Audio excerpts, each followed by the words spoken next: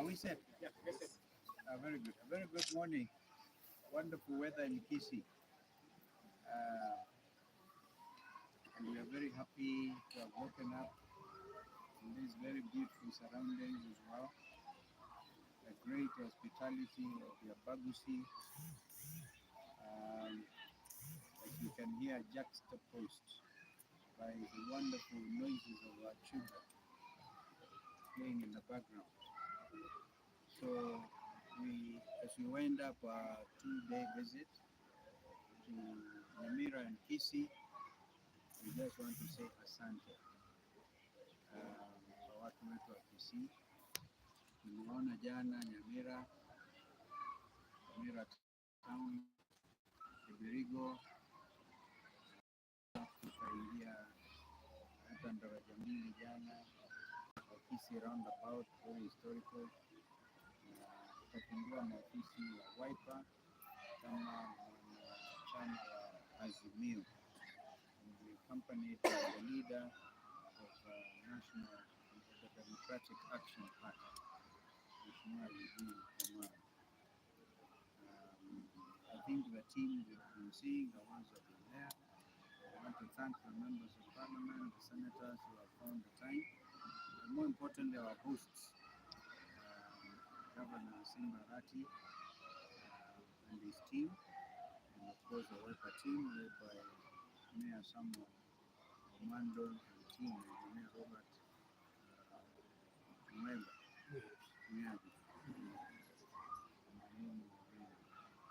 So, where are we? As we say kwaheri to you guys today, but we are coming. Ni kwaheri ya kuonana. So sasa tuelekea Migori kupitia Rongo. Asubuhi ya leo tutakutana na Gavana Ochilo yako huko na timu ya Migori, alafu kisha baadaye Migori kabla ya kurudi Nairobi. The issues are clear. The people, just like every other Kenyan, the Abagusi are feeling the weight of overtaxation. Even the farmers are beginning to feel very apprehensive, and indeed because of the farm tax proposals, which Kenya Kwanza MPs and the leaders are saying they are not read properly what was contained in their own document, Finance Act 2023. We're going to talk about privatization as well, particularly as we are in the sugar growing zone. If you go to South Nyanza, BC in particular is part of that ecosystem. Some have been had to argue that they are not privatizing because there is a prohibition, legal prohibition, pending resolution of this matter. It's a court order saying thou shalt not privatize. Thou shalt not touch KICC, for example. Because our argument is simple. Although we are talking about state capture of parliament, but the remnants at least have tried to do something. To say that before you privatize state-owned entities, you have to allow the National Assembly and the Senate to oversight. You cannot just take over everything. And that is what is in court. So we are telling our sugar farmers not to give up because they're saying that we are not privatizing, as in the case of Zoya Sugar and Yambiwa. No, we are not privatizing, we are giving long-term lease, which is exactly the same thing. So we have to caution our fellow citizens against the excesses of this Kenya Kwanza regime. Determined, and they look so determined. We even see the headline news is that trying to have a plan for raising 16 trillion by adding more taxes. First of all, they are beginning, the KRA people are saying now from the 19th of March, don't tarehe ngapi? Kwanza 3 days, and they are giving only a lead time. Unapatiwa 9 days to comply employer ana remit 1.5% na kila mtu 1.5, yani ni mpende musipende kind of mentality, even though the issues are still being canvassed in our course of justice. So we have shared these thoughts with the people of Kisii and people of Nyamira. We've also made it very clear that we are watching the security agencies in particular, because they have issued a direct threat against the life of Governor Simbarati. We made this very clear yesterday. And we're also saying Azimio is united. We are so focused, in fact, even more than ever before, because all we are saying is let our captain, our brother Raila Odinga, go on and get this seat. And we are all fully in support. We are praying for him. We even, some of us know some of these dynamics. We are able to see what we can do. But that does not mean kwamba Azimio itasambaratika. On the contrary, the people, we realize kusambaratika kwa Azimio will mean dashing the hopes and aspirations of Kenyans who want to see nothing but justice in their country. They want to see the education of their children also taken to the next level. But what is happening? The education sector imesambaratika. Capitation to schools. Schools are closing anytime, I think, in the next few days. And the head teachers have not received this money. And instead, we are seeing of misappropriation, the headline news again in the nation, of monies in the education sector. So it looks like Kenya Kwanza is on a free fall kind of approach.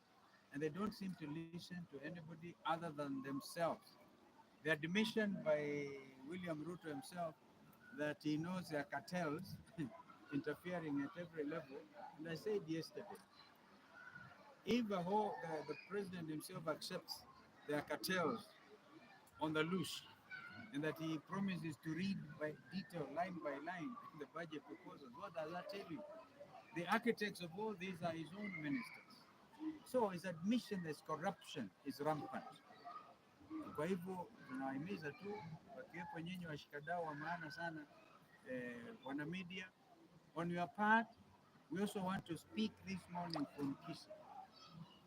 Kwamba you have seen a deliberate effort at muzzling the free media in this country. That's the next thing. We are reading the Minister of Interior nataka kusema ati TikTok kwa mfano iko na security concerns. TikTok security gani? You also want now to interfere with the social media, the only thing now standing, because you want to fix the nation, you want to fix the standard, you want to fix standard media, you want to fix royal media or threaten them. We are saying as azimiolaumoja One Kenya that we are standing with the free media. Na nyinyi pia mujaribu kujikomboa. Hey, you know now you cannot get advertising space unless you are doing it through the Star, and we know who the owners are of that publication, whose circulation is very, very minimal. So this is it. We've been watching, and so you should feel encouraged. So as we know, set sail for Migori. We are very happy. I can ask my brother Eugene to add particularly on kusambaratisho kwa uchumi na kila kitu na hawa na Kenya Kwanza. Yeah, kwanza aongea We take this. Thank you very much, ladies and gentlemen, the press. We, as His Excellency Kalonzo Musyoka has said, we've enjoyed a wonderful welcome and hospitality of Abagusi the last 2 days. Tumekula matoke hapa na vitu vingine vitamu. We are very, very pleased and grateful to Governor Simbarati, the governor of the great county of Kisii, incoming governor of Nyamira, ndugu yetu Ben Momanyi. We were in Nyamira yesterday. We are very, very pleased.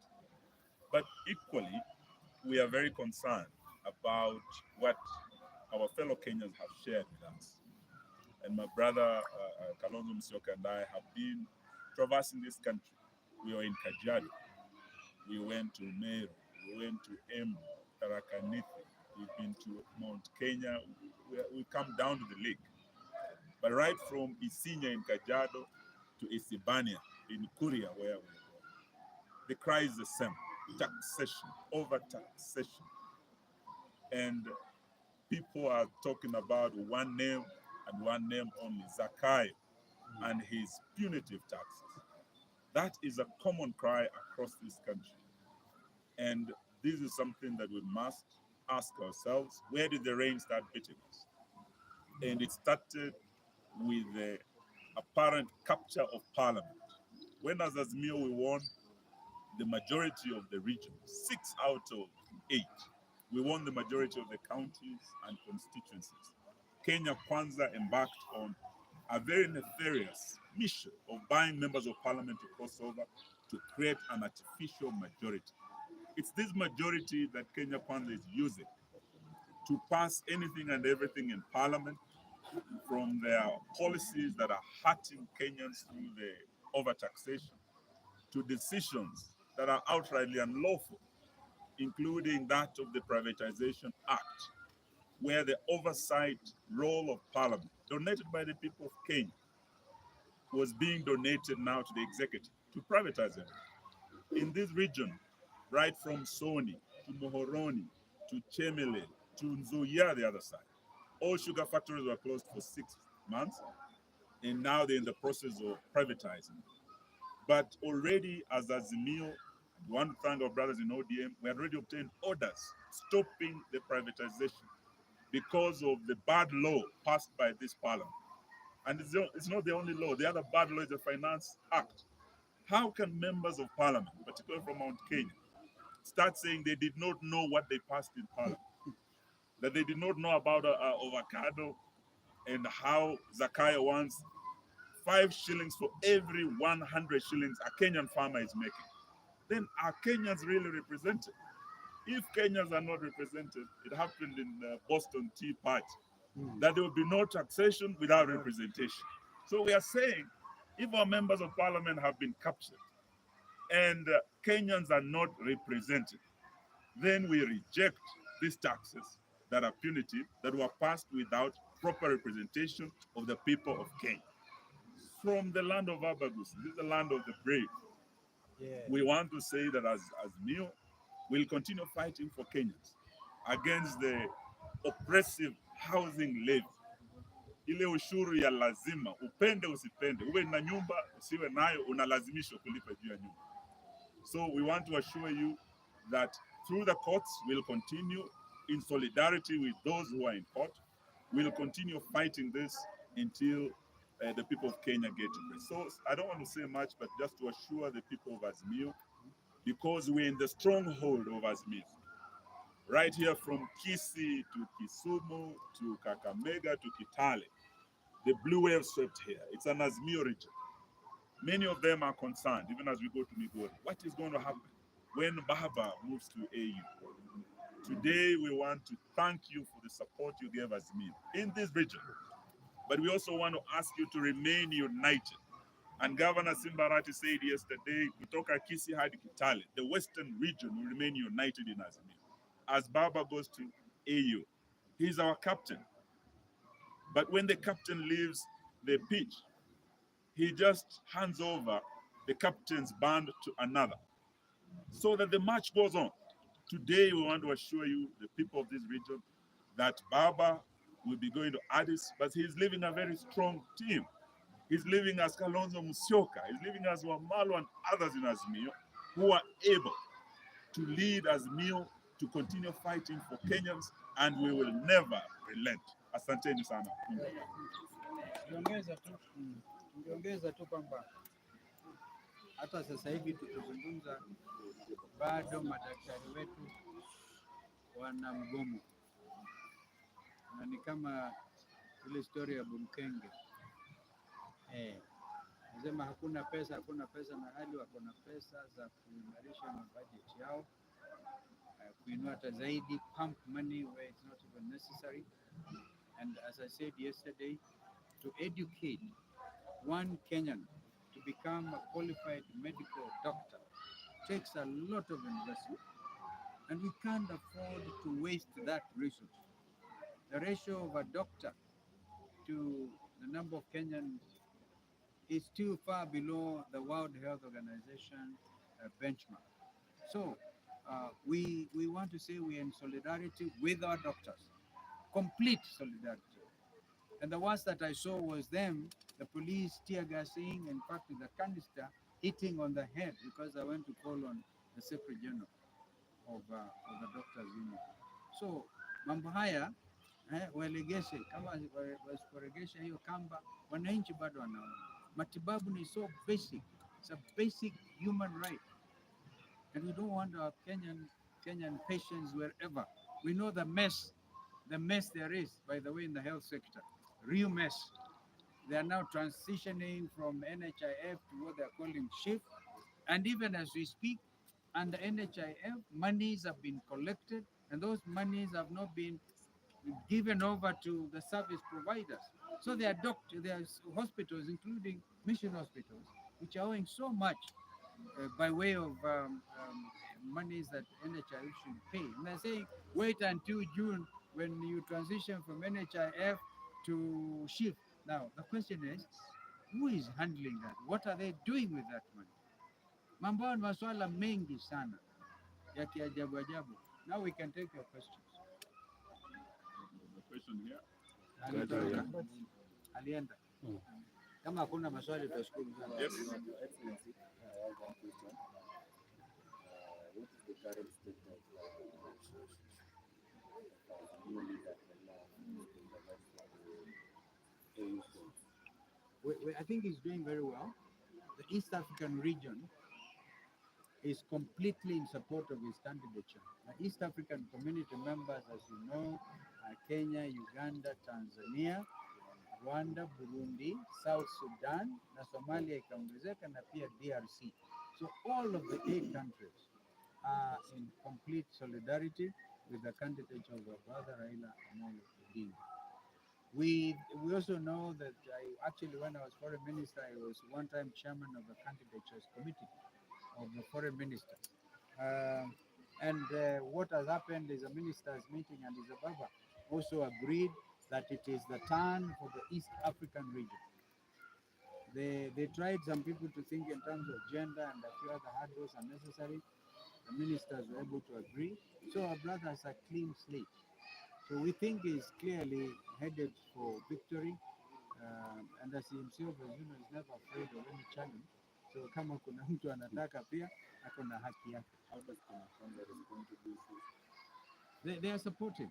And we actually said we thank them for standing with Baba on this matter. Because this is a national issue. His candidature is not for Azimio alone. It is for all Kenyans. Yes. Yeah. Yes. All right, my name is Crispin Otieno from citizentv. Yes, sir. In recent past, for the past 1 week, we've had serious complaints from section of farmers from Western region with regards to the type of fertilizers being supplied. What's your take on that? I think our brother will handle this one. Even as we tell, you saw somebody at the level of naibu wa rais akisema wamegundua kwamba hii mambo ya avocado was a mistake ya ajabu. Who can take these people seriously? No, I think the agricultural sector is in a mess. The health sector, as we have said, is in a mess. And when you look at what is happening in the agricultural sector, they have talked about, and we're also seeing the same mess in the education sector. Really? How can you say you can't raise 4 billion to bring doctors to here, Kisi, Nyamira? Yet, when you look at what is being consumed, I heard the very able women rep of Busia say, ni chai gani hii ya 4 billion wanakunya state house? Chai tu na mandazi. And yet, we cannot raise that 4 billion for our doctors to come and serve our people. In agriculture, we have been told of the success of the subsidized fertilizer. But what we have not been told, that part of that subsidized fertilizer was a donation from Russia. So there's been lack of full disclosure. Indeed. And that up to now has not been revealed.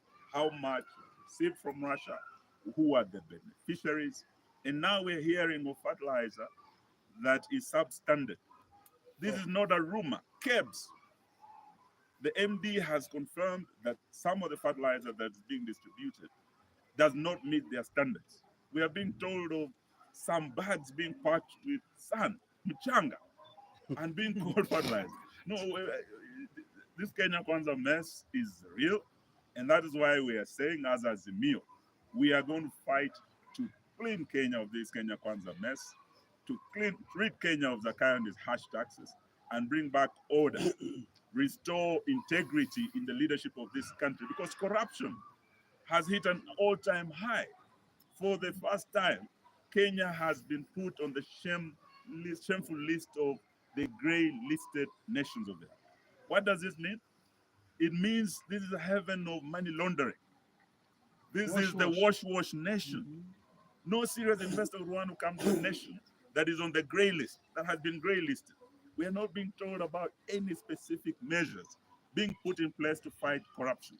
All they want is more and more taxes. But when you look at the expenditure, the wastage in government, what we are losing through corruption is much more. So we want to see this system corrupt, very tribal, and inept out of the way. And as a government in waiting, we want to assure Kenyans, every step of the way, we're going to fight for them until 10th of August, 2027, when we send Sagai home with his corrupt government. Dr. Kalonzo, one question. One question. Alikuwa umetoroka bwana. I'm not a pessimist, but You don't look like one. yes. Suppose Raila doesn't clean the city. Where does this leave we are? Sorry? Why are you praying for that? Suppose Raila loses, I think, does not clean the AU city. We will not answer you on that question because, yes, a pessimist. Why will it leave you as a candidate? Even if that was to happen, nothing will have changed. Okay? We are a team that believes in democracy. All right? And this is why we are fighting so hard to make sure the gains and the Constitution 2010 are not going to get eroded. All right? So our brother is still part of the struggle. And this struggle is immense. That we're calling on every Kenyan to join hands, including you, Bwana Pessimist. Asante.